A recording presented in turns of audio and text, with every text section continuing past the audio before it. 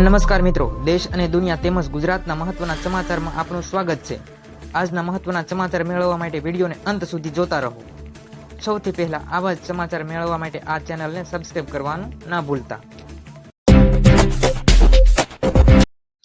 ત્યારબાદ સમાચારમાં આગળ વાત કરીએ તો જોઈએ હવામાન સંબંધિત મહત્વના સમાચાર। પશ્ચિમ બંગાળમાં ઉદ્ભવેલું મોન્થા વાવાઝોડું છે જે આંધ્રપ્રદેશ બાદ ગુજરાતને પણ ધમરોળી નાખ્યું છે। તો વિગતવાર માહિતી જોઈએ તો હવામાન શાસ્ત્રી આંબાલાલ પટેલે ગુજરાતની અંદર હવામાનને લઈને મહત્વની આગાહી કરી છે। તો વિગતવાર માહિતી જોઈએ ગુજરાતના હવામાન નિષ્ણાત આંબાલાલ પટેલના મતે બંગાળનો ઉપસાગર અને અરબી સમુદ્રમાં જે સિસ્ટમ સક્રિય થઈ છે તેના કારણે 4 નવેમ્બર સુધી વરસાદી માહોલ યથાવત રહેશે। ગુજરાતના તમામ જિલ્લાઓમાં તેમજ દરિયાકાંઠાના જે જિલ્લાઓ છે તેમના વરસાદી માહોલ તેમજ ઝાપટા પવન સાથે વરસી શકે તેવી આગાહી કરવામાં આવી છે। તેમજ તેમની આગાહી મુજબ સૌરાષ્ટ્રના ઘણા ભાગોમાં, કચ્છ અને ઉત્તર ગુજરાતના વિસ્તારોમાં ભારે વરસાદની શક્યતા પણ આંબાલાલ પટેલે દર્શાવી છે। વરસાદને કારણે તૈયાર થયેલા શિયાળુ અને ઉનાળુ પાકને નુકસાન થવાની ભીતિ દર્શાવી છે। તેમની વાત ખરેખર સાચી છે, કારણ કે સૌરાષ્ટ્ર તેમજ ઘણા જિલ્લાઓમાં મગફળીના પાકને ખૂબ મોટા પ્રમાણમાં નુકસાન પણ થયું છે। તો વિગતવાર માહિતી જોઈએ વધુમાં તો ઓક્ટોબરના અંત સુધીની અંદર વેસ્ટર્ન ડિસ્ટર્બન્સના આ વરસાદી માહોલને વધુ મજબૂત બનાવશે। તો ઓક્ટોબરના અંત સુધીમાં પણ આ વરસાદી માહોલ અથવા તો વાવાઝોડું સક્રિય સ્વરૂપે પાછું આવી શકે તેવું પણ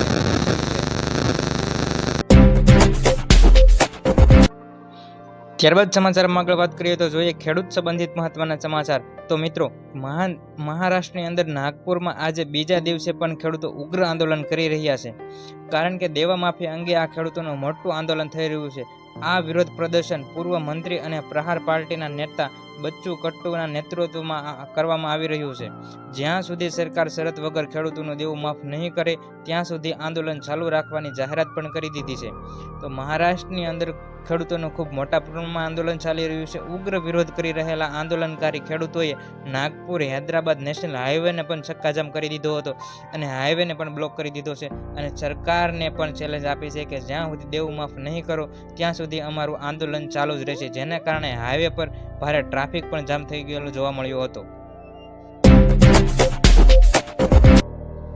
ત્યારબાદ સમાચાર ઉપર એક નજર કરીએ તો જોઈએ માવઠાને લઈને ખેડૂતોને જે નુકસાન થયું છે તેના માટે કેબિનેટની અંદર બેઠકની અંદર કેવા પ્રકારના નિર્ણયો લેવામાં આવ્યા છે। તો જોડાઈ રહ્યો ન્યૂઝ ચેનલ સાથે અને વાત કરીએ સમગ્ર સમાચાર વિશે તો ગુજરાતની અંદર રાજ્યમાં તાજેતરમાં જે વરસાયેલા કમોસમી વરસાદને કારણે જે માવઠું સર્જ્યું છે અને મોન્થા વાવાઝોડે ગુજરાતને જે ધમરોળ્યું છે, જેના કારણે ગુજરાતની અંદર મગફળી તેમજ કપાસની ખેતી સાથે સંકળાયેલા તમામ ખેડૂત મિત્રોને નુકસાન પહોંચ્યું છે।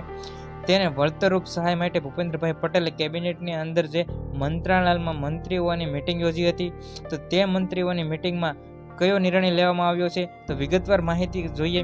સાદી અને સરળ ભાષામાં સમજીએ સમગ્ર સમાચાર તો ગુજરાત રાજ્યની અંદર તાજેતરમાં વરસાયેલા કમોસમી વરસાદ જે માવઠુંનું સર્જન થયું છે, જેના કારણે અનેક જિલ્લાઓમાં જે ખેતીના પાકને થયેલા વ્યાપક નુકસાન અંગે રાજ્ય સરકારે મહત્વનો નિર્ણય લીધો છે। મુખ્યમંત્રી ભૂપેન્દ્રભાઈ પટેલની અધ્યક્ષતામાં મળેલી કેબિનેટની બેઠકની અંદર અસરગ્રસ્ત વિસ્તારોમાં પાક નુકસાનનો સર્વે કરવા માટે મંજૂરી આપવામાં આવી છે।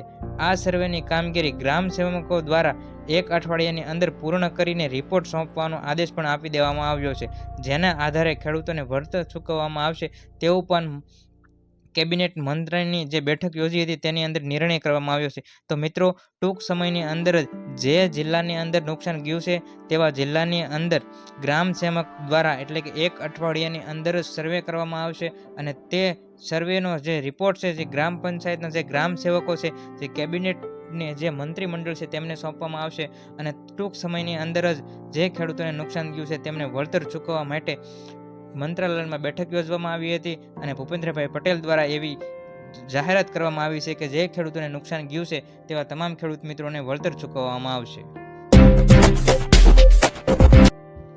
ત્યારબાદ ફરીવાર ખેડૂત સમાચાર ઉપર એક નજર કરીએ તો જોઈએ મહત્વના ખેડૂત સમાચાર। આ ખેડૂતો છેલ્લા 7 વર્ષથી વળતર મેળવવા માટે ગુજરાતની અંદર હાઈકોર્ટમાં લડી રહ્યા છે। Gujarat high court SBI general insurance વીમા કંપની જે 15,047 ખેડૂતોને 7.48 કરોડ રૂપિયા ચૂકવવાનો આદેશ કર્યો છે। વર્ષ 2017માં આ વરસાદ પડવાને કારણે અતિવૃષ્ટિથી ખેડૂતોનો જે ખરીફ પાક નાશ પામ્યો હતો અને ખૂબ નુકસાન થયું હતું। કેટલાક ખેડૂતોનો તો સંપૂર્ણપણે પાક પણ નષ્ટ થઈ ગયો હતો। પાક ધિરાણ મેળવનારા ખેડૂતો માટે વીમા લેવા ફરજિયાત કરવામાં આવ્યો હતો. જોકે વર્ષ 2020માં સરકારે ફરજિયાત વીમો લેવાનો નિયમ કાઢી નાખ્યો હતો. ખેડૂતોએ પાકને થયેલા નુકસાન માટે વીમા કંપની પાસે વળતર મેળવવા માટે અરજી કરી હતી. જોકે ખેડૂતોની વારંવાર રજૂઆત કરવા છતાં વીમા કંપનીએ વળતર ન ચૂકવવા ખેડૂતોએ હાઈકોર્ટનો પણ સહારો લેવો પડ્યો છે. હાઈકોર્ટ દ્વારા વીમા કંપનીઓને ખખડાવવામાં આવ્યા છે અને SBI જનરલ ઇન્સ્યોરન્સ વીમા કંપનીના જે વીમા લેનાર સુરેન્દ્રનગર, પાટણ, મોરબી, આણંદ, બનાસકાંઠાના જે ખેડૂતોને વળતર મેળવવા માટે કોર્ટમાં ગયા હતા.